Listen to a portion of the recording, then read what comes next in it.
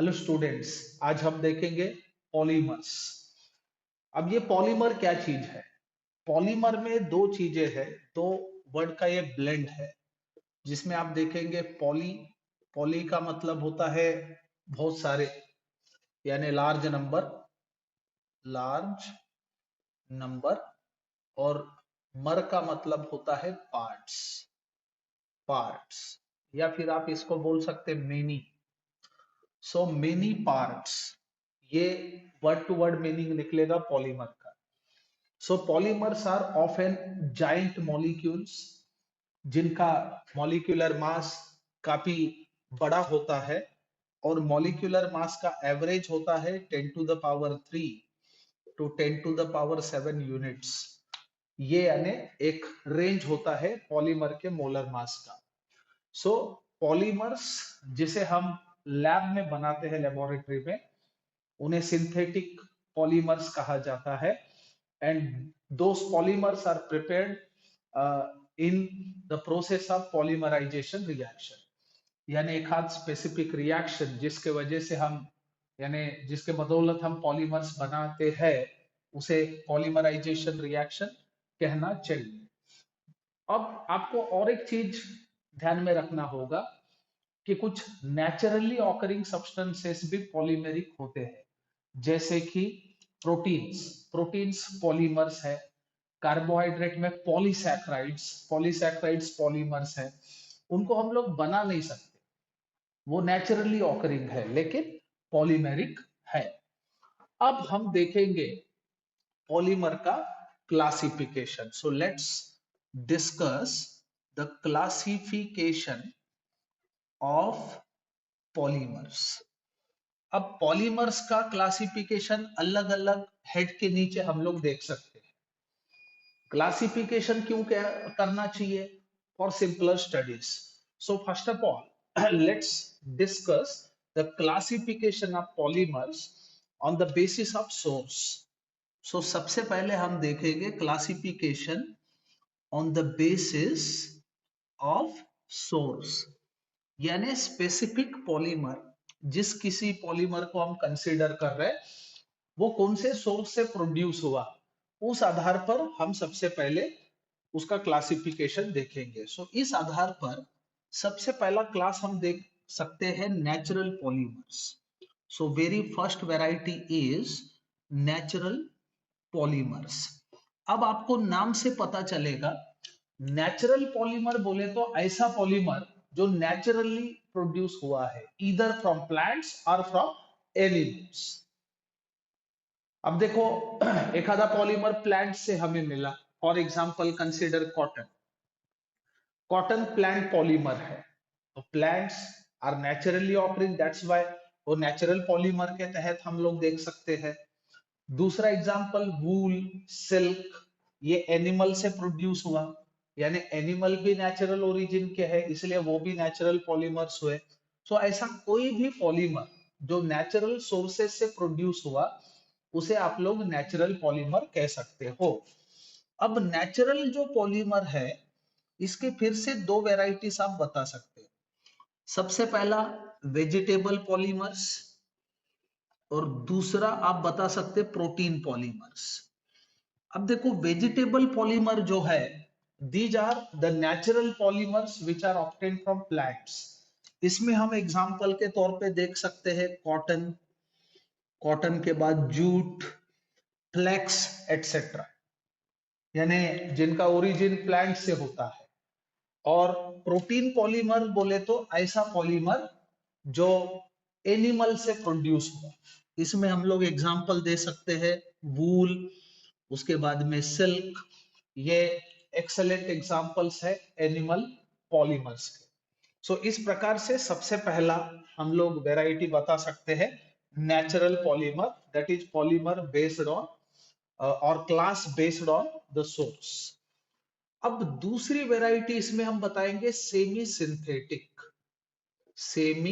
Synthetic polymer. Semi synthetic polymer को आप regenerated polymer भी कह सकते हो। Semi synthetic polymers are also called as regenerated polymers.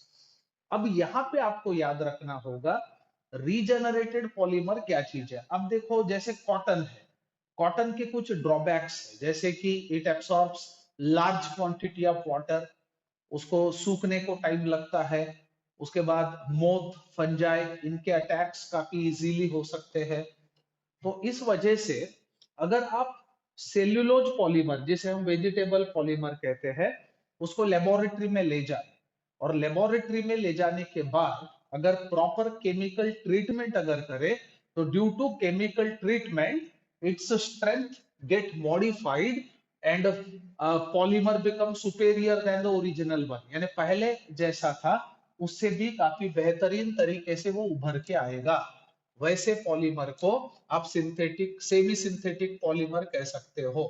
सो इसको सिंपल में आप बोल सकते कि treated chemically treated plant polymer, chemically treated plant polymers को आप सेमी सिंथेटिक कह सकते हो। इसका एग्जांपल हम दे सकते हैं विस्कस रेयन, उसके बाद एसीटेट रेयन, एसीटेट रेयन।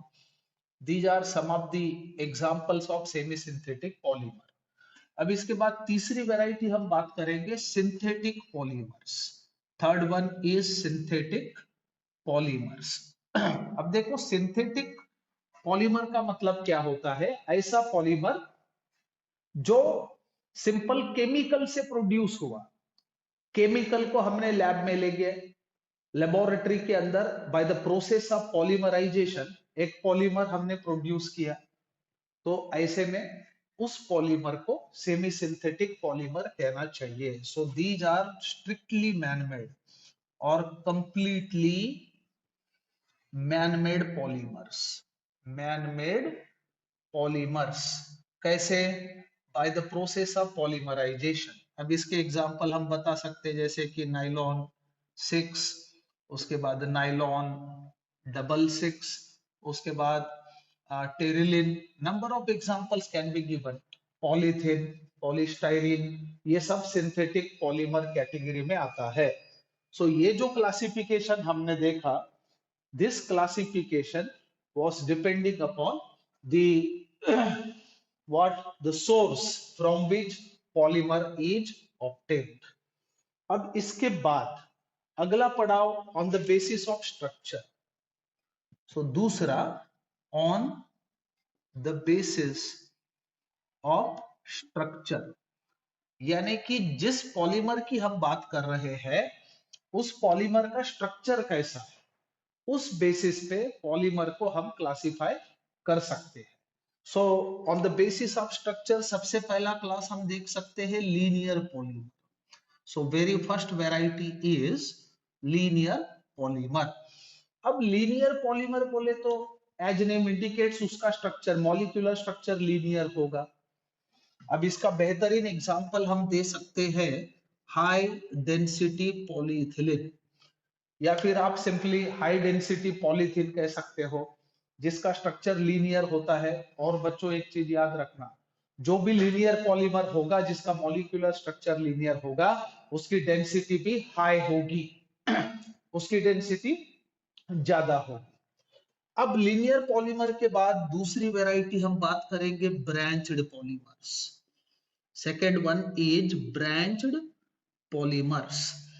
अब ब्रांच्ड पॉलीमर को आप नाम से देख सकते हो, branched polymer can also be regarded as branched chain polymer. अब इसमें मॉलिक्यूलर स्ट्रक्चर ब्रांच्ड होगा। अब इसका बेहतरीन एग्जांपल हम दे सकते हैं लो डेंसिटी पॉलीइथिलीन, या फिर आप इसको सिंपली लो डेंसिटी पॉलीथीन कह सकते हो। मॉलिक्यूलर स्ट्रक्चर में बहुत सारा ब्रांचिंग होगा, ब्रांचिंग होने के वजह से इसकी डेंसिटी कम होगी, ये पारदर्शी भी होगा यानी ट्रांसपेरेंट, ये सब चीजें आप देख सकते हो। अब तीसरी वैरायटी इसमें हम बता सकते हैं कि network polymer. Third variety is network polymer. अब ये जो नेटवर्क पॉलीमर्स होते हैं इसमें एक्सटेंसिव क्रॉस लिंकिंग होता है, यानी बहुत सारे क्रॉस लिंक्स होंगे। अब इसका बेहतरीन एग्जांपल आप लोग दे सकते हैं बेकेलाइट। सो बेकेलाइट, उसके बाद यूरिया फॉर्मल्डिहाइड, यूरिया फॉर्मल्डिहाइड, ये नेटवर्क पॉलीमर्स में आते हैं जिनका स्ट्रक्चर उस हिसाब से होगा, which consist of extensive branching. अब इसके बाद तीसरा जो मोड हम देखेंगे, based on mode of polymerization, based on mode of polymerization, यानी कि पॉलीमराइजेशन रिएक्शन जो हम कंडक्ट करेंगे स्पेशली एक स्पेसिफिक पॉलीमर बनाने के लिए, वो कौन सी रिएक्शन होगी, उस आधार पर हम क्लासिफिकेशन देखेंगे। सो सबसे पहली वैरायटी इसमें हम देखेंगे एडिशन पॉलीमर, एडिशन पॉलीमर। तो बच्चों एक चीज याद रखना, addition reaction is normally shown by unsaturated substrates, यानी कि डबल या ट्रिपल बॉन्ड का होना बेहद जरूरी है। एक आधे सबस्ट्रेट के पास अगर डबल या ट्रिपल बॉन्ड प्रेजेंट है तभी वो एडिशन रिएक्शन देगा। अब एडिशन पॉलीमर में होता क्या है, एक स्पेसिफिक रिपीटिंग यूनिट होता है, उसके ऑफन एंड ऑफन रिपीटेशन के वजह से एक पॉलीमर प्रोड्यूस होगा जिसे हम एडिशन पॉलीमर कहेंगे। अब एडिशन पॉलीमर के दो वेराइटीज बताए जा सकते हैं। इसमें पहला होमोपॉलीमर और दूसरा कोपॉलीमर। अब देखो, होमोपॉलीमर का मतलब होता है ऐसा एडिशन पॉलीमर जिसमें स्टार्टिंग मटेरियल एक ही होगा, जैसे कि पॉलीथिन, पॉलीथिन में स्टार्टिंग मटेरियल होता है इथिलीन, जिसे आप इथिन भी कह सकते हैं। तो इथिन के ऑफन एंड ऑफन रिपीटेशन के वजह से पॉलीमर प्रोड्यूस होता है जिसे हम नाम देंगे पॉलीथिन, इसलिए वो होमोपॉलीमर कैटेगरी में आएगा। और दूसरा जो है copolymer, copolymer is also an addition polymer, लेकिन यहाँ पे स्टार्टिंग मटेरियल एक से ज्यादा होंगे, जैसे कि स्टाइरिन और ब्यूटाडाइन, 1,3 ब्यूटाडाइन और स्टाइरिन दोनों का एडिशन पॉलीमर अगर आप देखें तो आपको स्टाइरिन ब्यूटाडाइन रबर मिलेगा, जो कोपॉलीमर का बेहतरीन एग्जाम्पल होगा। अब इसके बाद दूसरा वेराइटी आता है condensation. Second variety is condensation polymer. अब ये कंडेंसेशन पॉलीमर क्या चीज है, this is the polymer form due to condensation reaction. अब कंडेंसेशन रिएक्शन में होता क्या है कि smaller molecules like water, HCl, methyl alcohol, इन जैसे जो मॉलिक्यूल्स है वो as a by product release होंगे, उस रिएक्शन को कंडेंसेशन रिएक्शन कहना चाहिए। और अगर कंडेंसेशन रिएक्शन के वजह से एक आधा पॉलीमर प्रोड्यूस होता है तो उसे आप कंडेंसेशन पॉलीमर कहना। अब इसका बेहतरीन एग्जांपल हम दे सकते हैं, nylon 66 is a condensation polymer. अब ये था पॉलीमराइजेशन के रिएक्शन, यानी कौन से किस प्रकार के रिएक्शन के आधार पर पॉलीमराइजेशन हो रहा है, उस बेसिस पे हमने क्लासिफिकेशन देखा।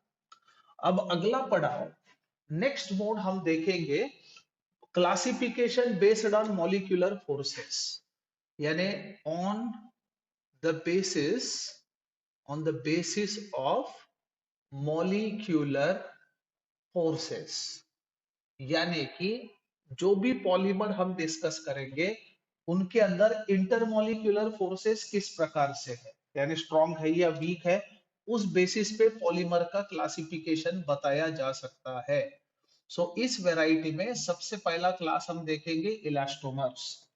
अब याद रखना, इलास्टोमर बोले तो ऐसा कोई भी मटेरियल जो इलास्टिक प्रॉपर्टी शो कर सकता है, यानी अगर आप स्ट्रेच करो तो वो अपने लेंथ के 10 टाइम्स तक के ज्यादा से ज्यादा क्या बोलते हैं उसको, एनलार्ज होना चाहिए। अगर ऐसा मटेरियल आपको मिले तो वो इलास्टोमर होगा। अब इसमें बेहतरीन एग्जांपल हम दे सकते हैं रबर्स, रबर इलास्टोमर कैटेगरी में आते हैं। अब रबर्स में होता क्या है, intermolecular forces of attraction weak होते हैं, these have weak forces of attraction. अब इसमें क्या होगा, जैसे ही आप स्ट्रेच करोगे वो एनलार्ज होगा, उसकी लेंथ बढ़ेगी, लेकिन जैसे ही स्ट्रेस रिलीज करोगे तो जैसे थे हो जाएगा, उसे कहना चाहिए इलास्टोमर। तो कोई भी रबर इलास्टोमर का एग्जाम्पल हो सकता है।